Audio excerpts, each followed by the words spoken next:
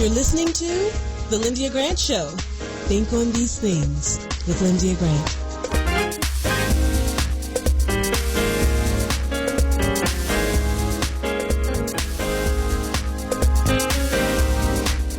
All right. Good evening, Radio 1 listeners. Thank you for tuning in to The Lyndia Grant Show here on Spirit 1340 WYCB, Radio 1 Washington, the oldest gospel radio station in the district, in the country. All right, our show is heard throughout the DMV, live at 6 p.m. Eastern Time every Friday, and you can listen to us on YouTube every week. Subscribe to my YouTube channel. Just search YouTube, The Lyndia Grant Show. Welcome to today's show. Today is Friday, January 6th, a special day in our country, and we've got a special guest. Only one guest today, and the Lord gave me that, told me in my spirit that you got to have Dr. Julianne Malveaux today, and that's all you need. She's going to talk about economics, and she's going to talk about politics. But I'll give you a little bit about Dr. Julianne. She is Dean at Cal State Los Angeles. She's one of two President Emeritus at Bennett College. And she has her PhD in economics. And she's a world traveler, speaker, president of Push Excel, the youth organization founded by Reverend Jesse Lewis Jackson out of Chicago, Illinois. Today, I'm giving her the entire show, just me and Dr. Julianne. How are you today, Dr. Julianne? I am wonderful. Happy New Year. All right. Same to you. Thank you. Well, we're going to talk to you today. I want you to go right ahead and get started, but just know that I'm not going to do most of the talking. You are. It's your show. Do your thing, Dr. J. Well, thank you. Well, let me tell you what I'm doing right now. I'm in New Orleans, Louisiana. The American Economics Association, which is an organization of economists, meets every other year in different cities. We're here in New Orleans this year. There's a subgroup called the National Economics Association. It's Black economists, and there are more of us than there have ever been, although they're not enough. And so we've been meeting as well.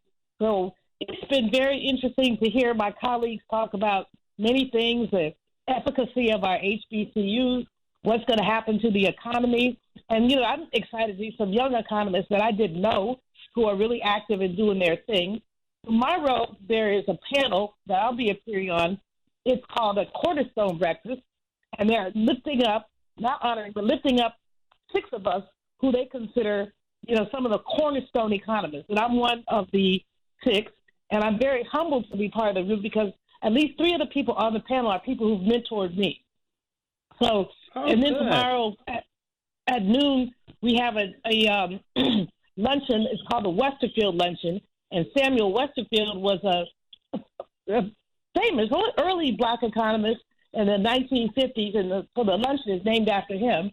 And a brother, Jim Stewart, who retired from Penn State University, will be honored with the Westerfield Award. So it's Black economists doing our thing, and I'm enjoying it, of course. Good.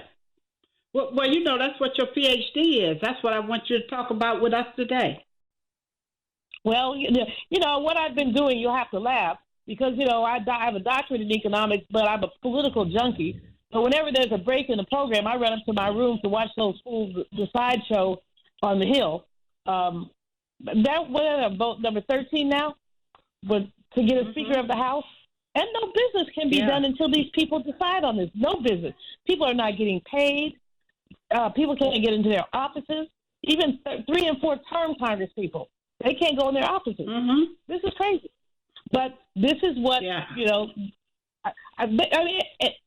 looks like McCarthy is going to pull it out. It looks like he's going to pull it out. Yeah. And if he does, that means we can move ahead. But, Lyndia, what are we going to move ahead to? I know. Cutting entitlements. Well, what are entitlements? One is Social Security. Another is Medicare. Those are some of the things he would like to cut. So for people of a certain age, I know a lot of people who don't have any other income than their Social Security check. And now he's talking about he wants to cut that. But he wants to cut everything. We spent $850 billion on the defense budget. And for the first time in a long time, more on defense than on domestic spending. And, of course, Biden agreed to it because he had to, because they were holding the line. But if they were holding the line before, guess what they're going to be doing now? So it's really kind of challenging. They're going to hold the line, and you see their intransience just in terms of what's going on now, in terms of those rigid ones who don't want to vote for anything. Democrats are going to have to rethink tactics, I think. I'm not suggesting that Democrats should roll over at all, but I'm suggesting that, we need to find something if such a thing exists. Moderate Republicans, are there any? I don't think so.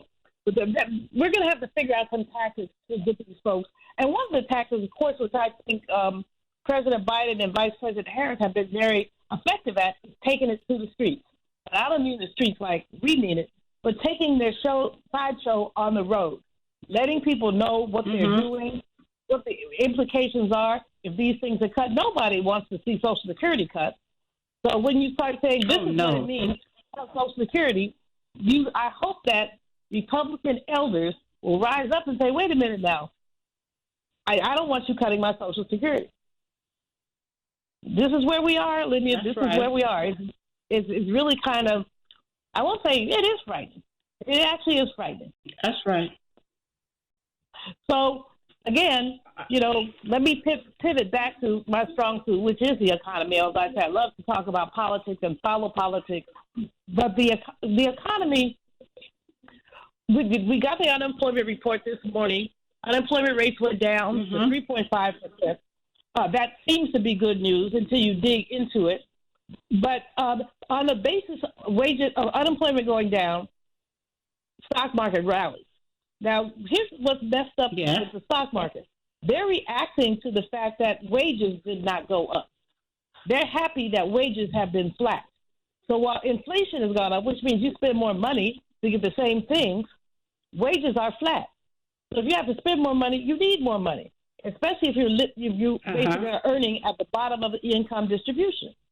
But they're celebrating, investors are celebrating the fact that people are not making money. That's perverse. That's kind of where the economy is, and that's how it works. And so the economy really doesn't work for us.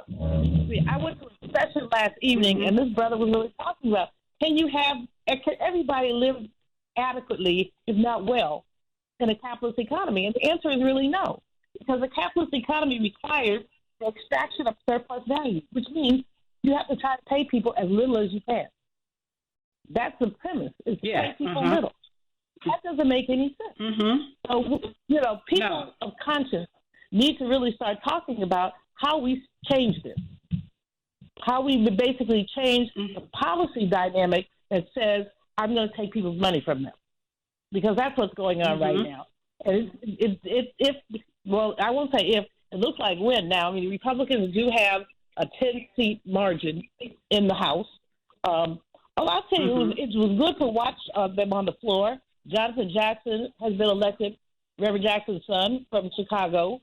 I saw Sheila Jackson Lee and Jim Clyburn schmoozing on the floor. I don't think American public often sees the floor like that.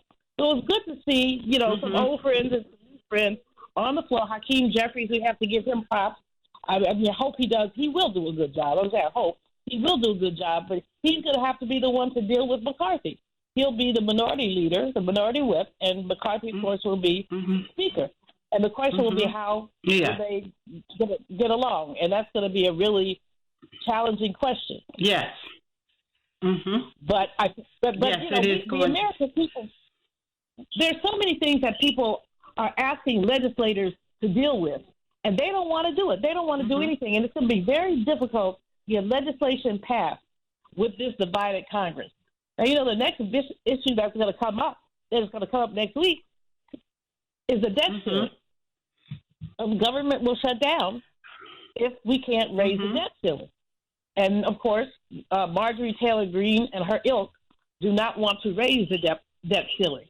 So there we are, stuck with possibly a shutdown. Now, I think that, and if we experience stock gains today, if we start talking shutdown, we will experience stock losses because the stock market does not like a shutdown.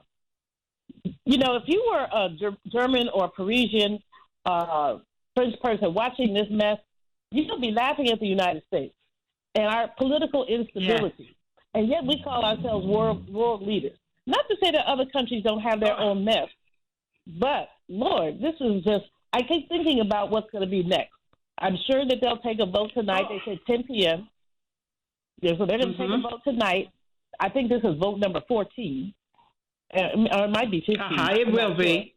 It's going to be 14, I think, when they come back at 10. And they're sick holdouts. Well, we're going to go to a commercial break, Dr. J, and then when we come back, we're going to keep right on talking to you.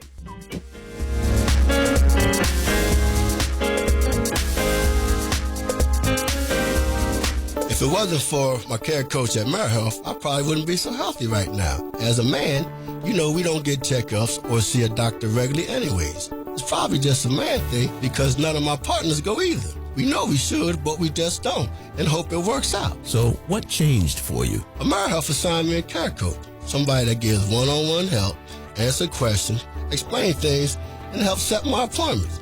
She also helped me understand what having high blood pressure really means and ways to manage it so it doesn't kill me. It ain't nothing to play with. If you're a member of AmeriHealth, ask for a care coach. I'm glad I got mine. At AmeriHealth, if you need a care coach, you can have one. Just call us at 1-877-759-6224 to get connected. 1-877-759-6224. This program is funded in part by the government of the District of Columbia Department of Healthcare Finance. Mayor Muriel Bowser. Washington Informer religion columnist Lyndia Grant. Who Moved My Cheese is a book about two types of people, those who accept change quickly and move on, and those who hem and haw and try to figure things out. They didn't see change coming and waste valuable time trying to figure out what happened. How did this happen to me? Let's call this group procrastinators. The lesson inside the cheese story is simple. Life is change. Brother said it best when he said, if I accept you as you are, I will make you worse. However, if I treat you as though you are what you're capable of becoming, I help you become that. We must change and keep moving. The Bible tells us to seek and you shall find, knock and the door will be open unto you, ask and it shall be given. Read more in the religion column of the Washington Informer, an award-winning African-American newspaper. We don't report crime or gossip, just positive news. Pick up the Washington Informer or visit us online at washingtoninformer.com. Call 202-561-4100 for more information. This is Frank Smith with the African American Civil War Museum in Washington, D.C., located at 1925 Vermont Avenue Northwest on the Green Line. Did you know that a recent study found that children who visit museums do better in school and in life than children who do not? So parents, teachers, and preachers, let's get moving. I promise you, if you bring your children to the African American Civil War Museum, they will be inspired by the images that they see. They will be impressed by our living history reenactors who are always available, and they will be involved in our scavenger hunt that takes them throughout our exhibit. That's the African American Civil War Museum, 1925 Vermont Avenue. Our hours are 10 to 6:30 on weekdays, 12 to 4 on Saturdays and Sundays. See it, be inspired. And we are back and finished talking to Dr. Julianne Malveaux. She's talking to us today about the economy and about politics and telling us what she's been doing. I want to ask you, Dr. Julianne, did you get a chance to attend the inauguration of the Los Angeles mayor? I did not. Unfortunately, I had an invite, but a pipe burst in my apartment. So I had to deal with that. Oh, my goodness. Yes. She's a good friend. I'm so proud of her, and I know she's going to do great things. So I'm very excited. Yes. Isn't she in Congress right now, though? I saw her in the crowd. She was in the crowd because her term and her replacement was voted in. A young lady was voted in. So she needed to be there, but she's back in L.A., I'm sure. Okay, because I thought maybe she was stranded because they couldn't install yet, and so she had to stay there trying to. It's like almost like they're overlapping. Well, the people who are voting, the people who they resigned from Congress, their terms ended. Is that they don't necessarily have to be there. It's the new people who have to be sworn in. She may have wanted to swear her replacement in because they're very close. She's a dynamic young woman, and I'm looking forward to getting to know her. So she may have wanted to stay around to see what was going on. But there's a lot going on in L.A., so part of me says I'm sure she's on her way back. Well, do you know who's eligible to vote in the Congress? For all of the members all the members are eligible to vote. But none of the ones that have not been installed yet. Well, no, as soon as a speaker is selected, the speaker is the one that installs the members. So that's why nothing can be done. As soon as a speaker is elected, then they can move on. Everyone will be sworn in. All right, but the 400 and something that they are using now, I guess were the ones that were already in place, even though they are not sworn in. I don't know if you understand my question. I do. They're 435. Okay, go ahead. I'm sorry. No, I'm not. I'm waiting on you. Go ahead. Okay, now all the 435 members of Congress and a representative from the District of Columbia, and I think one from probably Puerto Rico and American Samoa. They don't get to vote. But in the district, okay. So the 435 who were elected in the last election need to be sworn in for Congress to do its business. The 435 who were there last time, many of them overlap because they were incumbents. But even they cannot take their seats until they're sworn in. So basically, there's a vacuum right now. The old members of Congress, if they're there, they're only there for ceremonial reasons or because they were reelected, like a Jim Clyburn or Eleanor Holmes Norton. They were reelected. So they're there because they have to be sworn in again. But anybody else, like, say, someone Adam Kinzinger, who's become a CNN commentator, was the Illinois Republican who was voted out because he agreed that Trump should be impeached. Lynn Cheney, another one who was voted out. They have no role in this Congress at all. They may want to be there again, as I said. Depending on who they want, maybe they'll want to be there with the replacement. It's just but you know what? It's challenging to understand because it's what did I say? This is unprecedented. This hasn't happened in 130 years. The last time this happened, Davy Crockett was in Congress. I mean, literally. So, and a young man who writes for the Washington Post, Matthew Brown, he happens to be my godson, but he's a brilliant writer, and he wrote that the Constitution, nothing decides how. I mean, what if you don't have a speaker? That's not addressed. It's something that's just not addressed. So they're just sitting there in limbo. With almost anything else, if the president does not complete his term, then the vice president does. But in this case, there's no provision, so we're just sitting in limbo. And what Republicans have done is they've thrown a clown show. I told somebody, I said, get your popcorn, get your peanuts, get your Coke, and sit and watch the sideshow. Hopefully they're coming to a conclusion, but this is just not only is it unprecedented, but it's basically ignorant. And it bodes ill for what's ahead. But he may take 15 or 16 rows, or he may go ahead and get it this next time. But I don't think he cared how many times it took, as long as he could keep figuring it out one or two at a time. And then this time he jumped from 201 to 214. So I think he can get the next few now. Just got to get to 218. He's closing it out. He's coming around the mountain. I mean, he is closing it out. Yes, he is. But, like they said, he's coming around the mountains. Oh, Lord. So Dr. J, what else is going on in politics? Anything else worth talking about today? Well, it's a new year, tomorrow is the second anniversary of the white people-inspired riot that occurred on the Capitol Hill. And, of course, we're all very disturbed about that, about the fact that, it's been 2 years and all these people have not been brought to justice. They may have been tried. They haven't been convicted, or some of them a few of them have been sentenced, but not many. And I'm convinced that we're talking about the tip of the iceberg. But excitingly today, we must just lift it up. President Biden gave people medals. There were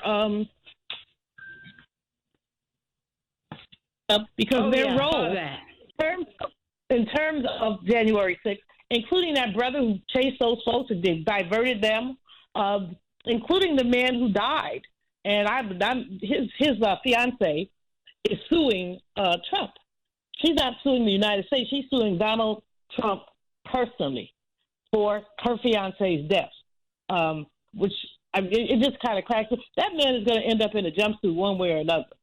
Between his taxes, the January 6th, and so many other things that both the attorneys general in New York and also in Georgia are after him. So he's going to end up in a jumpsuit. I believe that. I really do, Dr. J, because there's too many things. That's why he jumped out there and decided he was going to announce running for president, wasn't it? That's exactly it, because some of the rules change when you're a candidate, but not all of them. This stuff was in process. So if it wasn't in process, if they just started some of this stuff now, they couldn't do it. But the Justice Department is going to have to be very careful, and he has a lot of friends. I mean, what I don't understand, Lyndia, about, I've been in and out of politics long enough. I know Republicans. I'm friends with Republicans. Some of them are reasonable. But somehow this man comes on the scene and suddenly everybody's good sense walks out the window. Or they have more loyalty to their party than they do to our country. Because even Ray Charles could see there's something wrong with the way that the 45th president basically conducted business. But the Republicans need to hold them accountable. Won't. Just like this young man from New York who has lied about everything he can. Santos. Oh, my God, yes.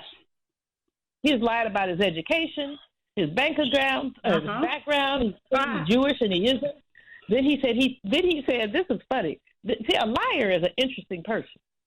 First he said he was Jewish, and he said, well, he's kind of Jewish. How can you be kind of Jewish?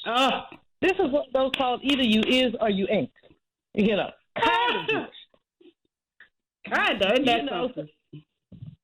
But, what he did use that to pander to the Jewish community. That's what he did. But this, and there have maybe been 3 Republicans who've spoken up against him. And why is that? Because they needed that vote for McCarthy. Yes. So they were not to alienate him when he had a vote. Many people were calling for him to resign, including his constituents. But he said he wasn't going anywhere. So we had, if you wrote this stuff down and told somebody it was the truth, they wouldn't believe you. You say you have to be making this up, but we haven't made any of this up. This is how it is. No, we haven't. But thank you for being our guest today, Dr. J. Happy New Year to you and to all of our listeners. I'm so glad you got us all caught up on what's going on now, and we look forward and hope that you can be back with us next week. Absolutely. I look forward to talking to you. And Happy New Year to your listeners. Okay. All right. Thank you.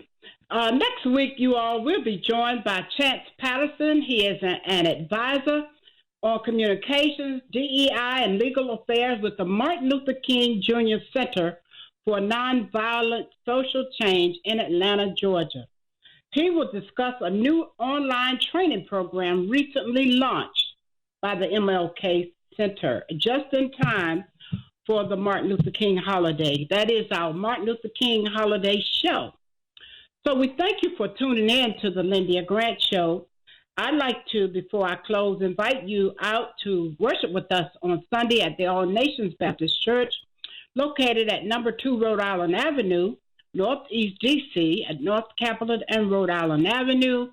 It is Family, Friends, and Community Day. So if you all want to come out and be my guest, just say you heard it on the Lyndia Grant Show and you are coming as my guest. Our pastor always has a dynamic message for you. Subscribe to our YouTube channel and never miss a show. So we close this week by saying words, thoughts, and deeds have a boomerang effect. Be careful what you send out. We do become what we think about. As Scripture says, my people perish for the lack of knowledge. So think on these things. From the Lyndia Grant Show, I am your host, Lyndia Grant. Until next week, good day.